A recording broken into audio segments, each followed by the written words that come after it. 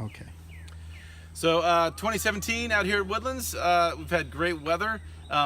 Overall, the overall take is that the plants seem to be about 3 or 4 weeks later in the season phenologically than they typically are. It's been relatively warm.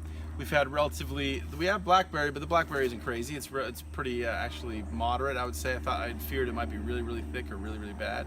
We've actually found some patches of blackberry also that haven't come back in some of our permanent plots. That there's a lot of blackberry still to cut through, but it's mostly dead, not a huge amount of new growth, which is interesting. And then along with the plants being easier to identify because they have more leaves and stuff, also we found that there's a lot more pollen and stuff in the air. So a lot of students are having allergy issues, and even folks that don't have allergies, a lot of us are sneezing. So there's a lot of stuff in the air, which means there's a lot of good plant activity, and we like to see that. So that's my qualitative take on the plants. So the forest is still in an early stage of secondary succession. We still have a lot of younger trees, a lot of trees characteristic of disturbed forests.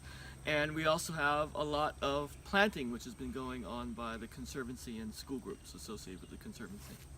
We found 2 or 3 new species of tree that we have not found before at Woodlands. One, a tree that's escaped from cultivation, a Ulmus parvifolia, and then in the back eastern part of the reserve we found at least 1 species of magnolia.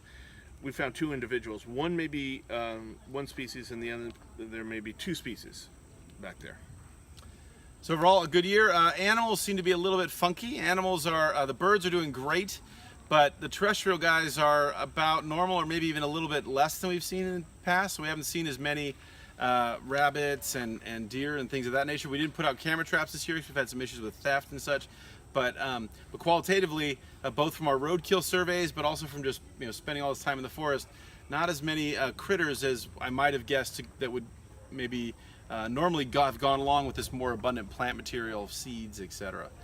So yes, that's 2017, another year. Good conservation efforts going on here.